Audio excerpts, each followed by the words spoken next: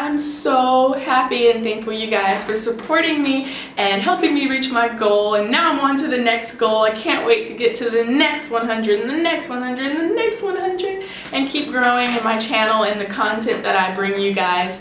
I love doing YouTube videos, and I am so thankful that you guys are interested in watching me basically just be myself, because, you know, hey, we can only be who we are, who God, you know, made us to be, and that's ourselves. So I just want to thank you for letting me be myself.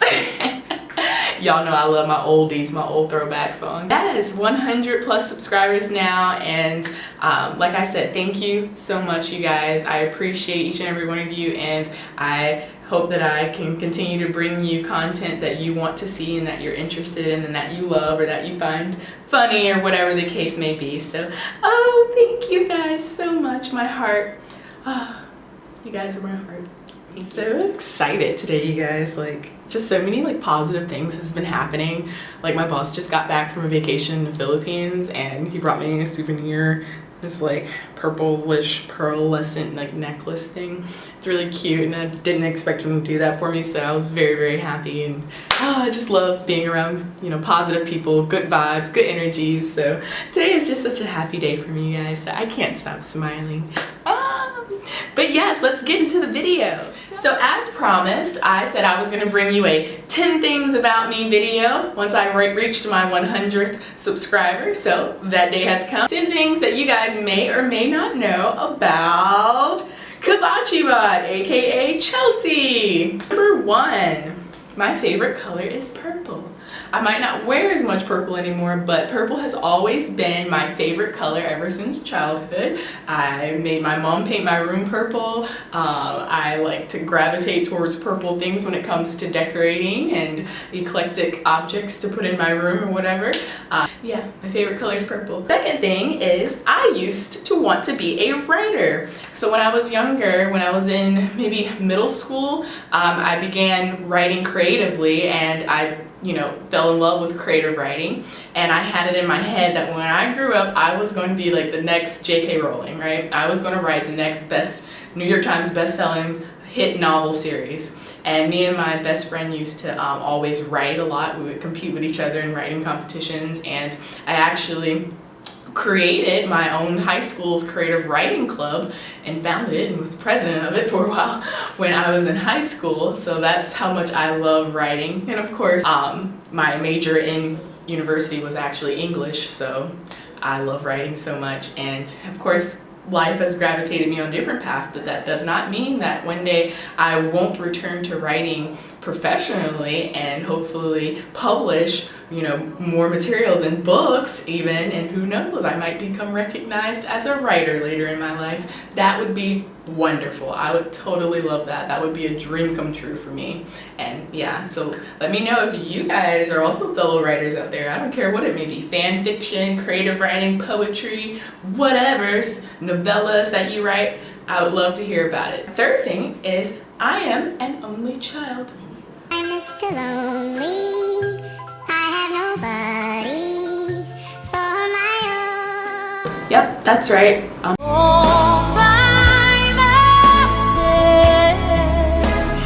Yes, no, I grew up with a pretty big family anyway. I had lots of cousins that were close to me that felt like brothers, and I never really had, in my early childhood, a lot of loneliness because I pretty much come from a big family, with the exception that I myself am an only child. My mom never had any others, children other than me, but like I said, I had a lot of cousins. I mean, a lot of cousins that I grew up alongside, and my grandmother would have family gatherings at her house after church, and I would always be amongst my aunties and my uncles and their children. So it was just a really huge family. I always had a great time when I was little growing up. I have this weird connection when I don't know someone and I'm meeting someone for the first time. I pretty much can tell when they're an only child, because I feel like this draw to them, and it's really interesting because they'll say the same thing about me. It's like, yeah, I felt like maybe we would click, we would connect in some weird way, and then later on we find out that we're both only children, and we were like, that's right, because we're awesome. comment down below if you are also an only child. My fourth thing about me is that I absolutely love llamas. Llamas are like one of my favorite animals ever. I went so far as to get like a really tricked out like llama tattoo. You can't see it here, but I did a tattoo vlog video on my channel, and yeah, I love llamas that much. Llamas are crazily weird and awesome in their own right. Like, not too many people think of llamas as like an animal to love, but I do. When I was little, I used to go to petting zoos and like gravitate towards the alpacas and the llamas because I thought they were so funny looking and that they were so awesome. I just really connected with them as an animal, and so nowadays I say like my spirit animal is a llama. And any of my close friends who know me know that's totally true. I don't know, for those of you who live back in America, I think a year ago there was a time when 2 llamas broke out of a llama farm out in Arizona, and it was on CNN News where they were roaming around the streets, and there was like a helicopter like following them, like filming it. Like, all my friends was like, oh my god, Chelsea had something to do with the llamas breaking out. Like, I am the llama queen.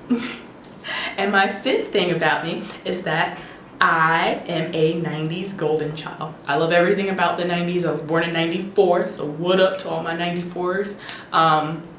I miss everything about the 90s, how easy and simple life was, how laid back everything was, the music, the cartoons, the culture, just everything about the 90s was bumping, was vibing. Freaking love it. And I wish I could go into a time machine and teleport myself back into the 90s again and relive some really fun moments of my childhood. I remember like sitting in front of the TV on Saturday mornings at grandma's house, eating a bowl of cereal, watching Saturday morning cartoons, you know, Looney Tunes and like Tom and Jerry, like the Pinky and the Brain, you know, like Rugrats and stuff like that on Nickelodeon channels. Like, all those cartoons was my jam, was my stuff, man, back in those times. And I say we were the last great generation. I'm sorry, you new millennials, like y'all youngins nowadays, y'all are kind of wilding out, but I say our generation was the last generation that had heart, if you know what I'm saying. And my 6th thing about me is that I can speak German. Ich habe Deutsch gelernt für 5 Jahre, wenn ich war in Universität. I studied German when I was in university. It was my minor, and I also studied abroad in Germany. My parents were stationed in Germany, Wiesbaden, and so I learned German as my official 2nd language. And yeah, I made some really great friends when I was in Germany that we still stay in contact, and that I still stay in contact and in touch with today. And it's a language that not too many black people learn necessarily, but I feel like more of us should be learning, you know, not only European languages, but Asian languages too. And I'm not saying that you aren't, but it used to be a little bit more of a not as accepted thing, especially in my family. Like, my family was like, why do you want to learn Korean? Why do you want to learn German? My other relatives, my parents were totally supportive of me learning languages. They pushed me to do it, but my other relatives were kind of like, meh. And I think that it's important to expose your children to a variety of cultures and languages and get them into learning different languages when they're young, especially because their brain is a sponge and they're going to be able to absorb it and really, you know, speak the language well by the time that they're in like their teenage years, and it's just only going to benefit and better them in their future careers and lives down the road. So yes, German is one of my favorite languages. Currently I'm learning Korean now, obviously, because I live in Korea and I'm surrounded by it all the time, but yes, German. But my next thing about me, fun fact about me, is that I still own almost every Game Boy model that has came out since Game Boy was created. So I have my original Game Boy, my Game Boy Color, I had it in like teal or whatever, it's like the blue color. I had the Game Boy Advance, the Game Boy SP, the DS, and the DS Lite. So I think that's like 6 or 7 of them that I was able to own throughout my childhood, because, you know, hey, growing up as an only child, you kind of get those perks, you know, your parents buy you like something to keep you occupied, whatever, and I love it. Now it's like my pride and joy is having like my Game Boy collection and being able to like nerd out with my fellow friends who still have their Game Boys, and sometimes we like go through our archive of Game Boy games and think about, you know, the nostalgia of it all. And I'm sure one day when I'm like 80 something years old, if eBay is still around, I'll probably make a killing off of it if I ever want to sell or auction off my my Game Boys, because I keep them in pretty good condition underneath my bed back at home in America, but still they're in a box. And I love my Game Boys. I like to game, so you know, that was like a good segue for me into like the early world of like gaming. I remember when PlayStation came out, like dang, you know, it brings back memories. My next fun fact about me is that I have 4 tattoos. You can watch my tattoo vlogging video and see what I have gotten done, but I do have 4 tattoos. I've gotten them all since I've been here in Korea, 2 up in Hongdae and the other 2 in Gangnam. And I didn't think I would get tatted, but I did, and I actually became addicted to it, so I am planning on getting more soon in the future, maybe this winter, who knows. Yeah, I love my tattoos. All my tattoos like mean something to me, and yeah, I'm a tattooed person now. Sorry, Mom. Hey guys, sorry about the change in location. As you can see, I'm back at home at my apartment, but my battery for my camera died when I was in my classroom filming earlier today, so I just had to charge my battery and wait till I got home to finish the rest of the video. But anyway, getting back into it, so the next fun fact about me is that I used to be in a sorority, and kind of not just one sorority. I was actually part of like 2 sororities, if you will. Okay, well, let me explain. So my first sorority is Zeta Tau Alpha. And hey, if you're a fellow Zeta out there, comment down below, let me know. Zetas represent. But yeah, no, I was a Zeta, and then I also was a part of Alpha Phi Omega, which is a national co-ed service fraternity that I got together with a whole bunch of other like-minded, you know, students at school, on the campus, that love giving back to the community and love doing, you know, community outreach efforts. And so we were kind of like a fraternity, and we were both boys and girls, and you know, we just had a common goal, a common purpose. So yeah, I was part of Greek life, and it's ironic because all of my friends from high school who knew me well, knew that I always talked trash about sororities. I was like, I'm not gonna join a sorority when I get to college, like, bump that, you know, like, you know, why should I join a sorority? All this is a bunch of catty girls, like, everybody talk back about each other behind each other's backs. And I'm a hypocrite. So I got to university and ended up, you know, falling in love with the sororities that were at my university, and I wanted to be a part of that community. I wanted to be a part of a sisterhood, and I ended up pledging and the last fun fact about me is that I'm a Pisces. Woo! Shout out to all my fellow Pisces out there. I love my zodiac. I love it. I love it. I love it. I feel like Pisces are some of the easiest people to like get along with. I've not yet to come across another Pisces that I haven't either become friends with or, you know, like in some way, shape, or form. I feel as though that we're like easygoing people. We're pretty laid back. Like, we're creative. We're, you know, kind of emotional a little bit, but we turn those energies into like creativity. But yeah, no, I feel like we mesh and blend well with a whole lot of, you know, different types of other zodiacs. And ironically, most of my best friends when I moved to Virginia, actually, surprisingly, we were all born in the same birth month, or very close, like literally 2 weeks apart. And so when our birthdays came, it was literally like birthday party after birthday party after birthday party. And it got so crazy because we just started combining birthday celebrations as we got older, growing up, you know, like it was just so crazy how we all ended up becoming friends. And then we found out we all had like similar birthday months, or like very close birthdays, and we were, you know, into the same things. It was just so ironic. And it turned out that another irony on top of that irony was that our moms, most of our moms, also shared the same birth month. Like, they were all Geminis. Like, our moms are all Geminis. So that was even mind blown right there when we found that out. So it kind of formed an even closer bond for us, because we were like, wow, you know, the stars must have really aligned to bring us all together to become besties. But yeah, so I'm a Pisces, and I love my water zodiac. I'm a water baby, yeah. And because I love you guys so much, I have a bonus surprise fun fact about me.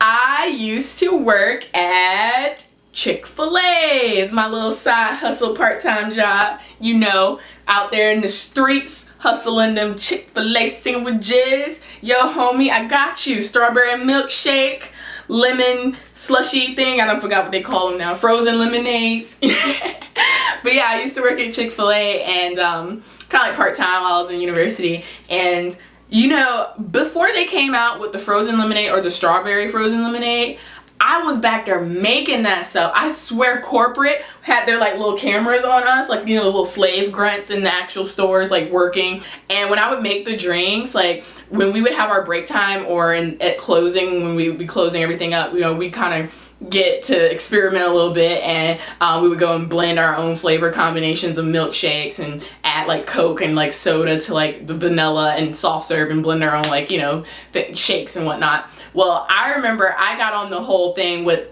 adding the strawberry puree to the ice cream and then some of the lemonade and blending like my own strawberry lemonade, like frozen strawberry lemonade drinks. And this was before they added it to the menu officially. And so I swear corporate was like spying on me. And then literally a month later they came out with it and they updated our menus at my Chick-fil-A where I was working. And it was like the new frozen strawberry lemonade. And I was like, where's my check? Because I basically came up with this idea, right? And all of my coworkers and friends at work were like, you used to blend that drink, like you would like make that like on your break all the time, and isn't it ironic that now they're selling it? And I'm just like, ironic. I think they spying on us. They getting the ideas from the grunts and then they passing it up to corporate so corporate can take all of our good ideas and then put it out there like, you know, they're coming up with this stuff. But nah, guys, I'm just kidding. I'm pretty sure that, you know, they probably were already tasting and doing all of the scientific crap in the labs well before, you know, I came up in there and was mixing some stuff up, you know, ghetto like whatever, making my own concoctions. But no. I love me some Chick-fil-A though. That's one thing being over here in Korea is that like, oh my god, I've been craving Chick-fil-A. Ugh. Those have been my 10 fun facts about me, and I hope you guys enjoyed this video. If you did, give me a like and subscribe to my channel for more videos. Also follow me on Instagram. Thank you for helping me reach 100+ subscribers. I can't wait to continue to put out more videos for you guys, and I will see you in the next video. Peace. I feel like I'm dressed like Ariana Grande from the Focus on Me video. Focus on me. Focus on me. Focus on me. Focus on me. Cause this, you know, fake ponytail is fabulous. I was like, I'm gonna rock my Ariana Grande ponytail today. No shame. Oh. This cute little lacy dress, like, yum. I feel so Ariana Grande-ish today, you guys.